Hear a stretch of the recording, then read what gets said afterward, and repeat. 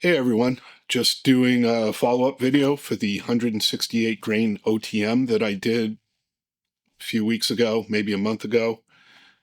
I got some more ammo, thanks Bill, and I just wanted to do a more fair test under better weather conditions. So I had a fairly calm day and went out and did some more shooting. I did up my group size to 20 rounds to get more or better statistical data. I also did a comparison with the GGG ammo that my rifle seems to like, so we have a little bit of an apples to apples comparison. The only fly in the ointment is my lab radar decided it didn't want to play on that day. Turns out there's a memory card issue, so I've got to order a new memory card. Tried to reformat it. It wasn't working. So there's no velocity data. I do have the data from the last shoot. We were averaging 2,615 feet per second with an extreme spread of 32 and a SD of 10.1. So pretty decent numbers in comparison to the GGG, where I'm hovering right around 2550, ES of 24 and an SD of 7.4. So numbers are fairly close. Velocity wise, obviously the AAC is a touch hotter, coming in at over 2,600 feet per second out of an 18-inch barrel. So that leads me to another thing that I wanted to touch on is I noticed all of the brass has ejector swipes, which on this particular rifle is extremely rare. So I don't think it's indicative of overpressure. I just think the burn rate of whatever the powder AAC is using is probably faster. So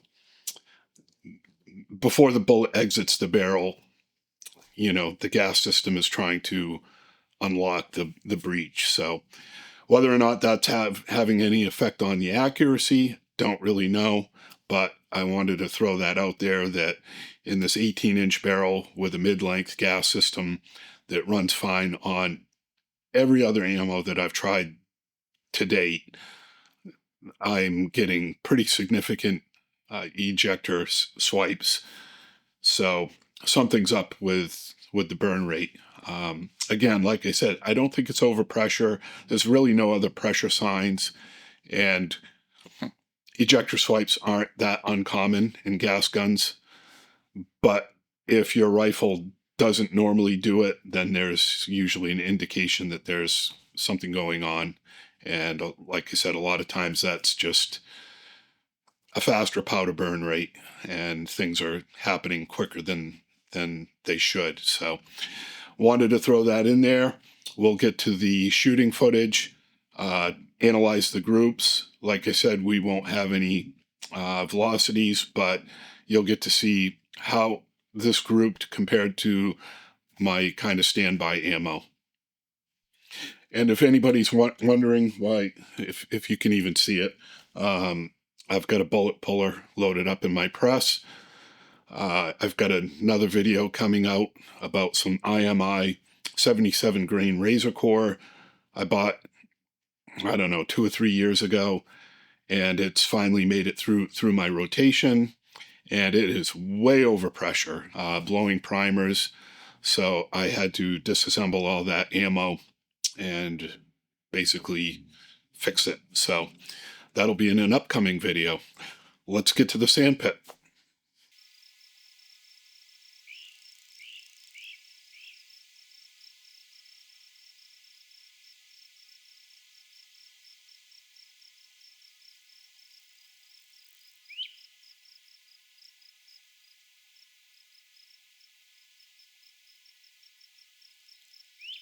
We're going to try a group with the 168 grain AAC OTM.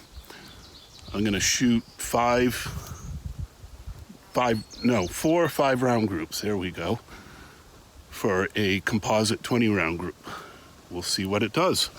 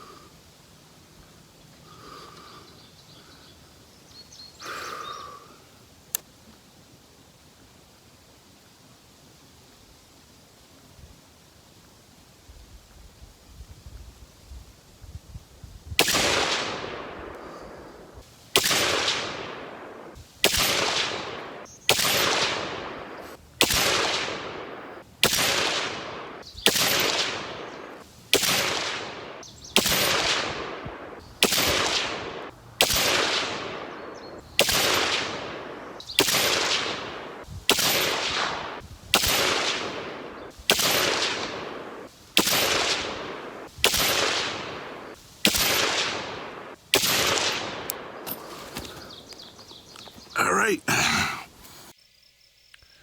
So here's the 20 round composited group. The important numbers to look at here.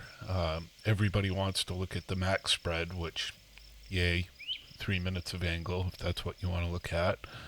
The more important numbers are, in my opinion, the mean radius and the standard deviation, particularly standard deviation, as that's more of a predictor, whereas the max spread and even mean radius are indicative of what just happened, whereas standard deviation gives you a better idea of what could happen in the future.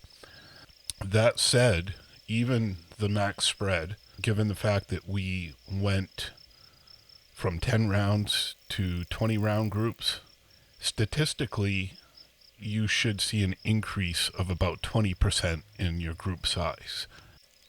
The fact that we saw a 18% reduction in max group size while doubling the sampling is actually pretty remarkable. The mean group size reduced by 12% from 1.098 to 0.967.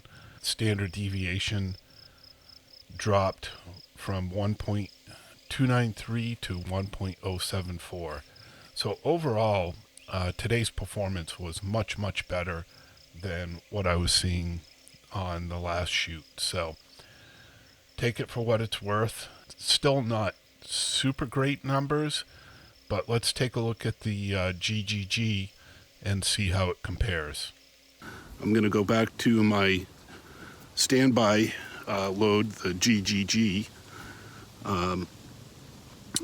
and I rebooted the lab radar, so hopefully it's going to actually record this time, and we'll see what happens.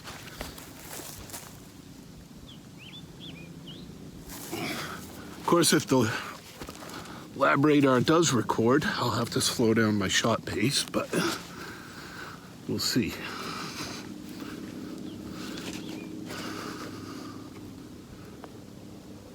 Oh, I got it.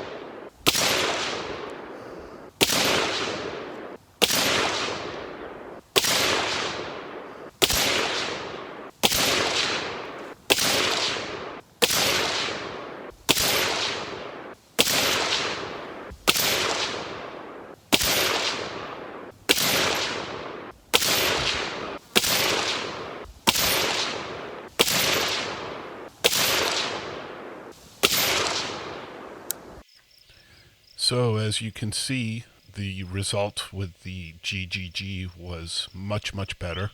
Mean radius dropped down to 0.689 Standard deviation dropped down to 0.803. Max spread obviously dropped as well. Overall, the AAC didn't perform badly, but still it's not quite up to what my old golden standby is, for at least for this particular rifle. Keep in mind, barrels are finicky, and this may work just wonderful in your rifle. So my advice would be to get out and test it. You can only know by pulling the trigger. So that's my final review on the AAC 308 168 grain OTM. I plan on doing a test with the 175 here shortly. It just comes down to time and the weather cooperating so that I can get out and get this stuff done. So anyway, hope this was helpful for you guys. Thanks for watching, and stay tuned for more content.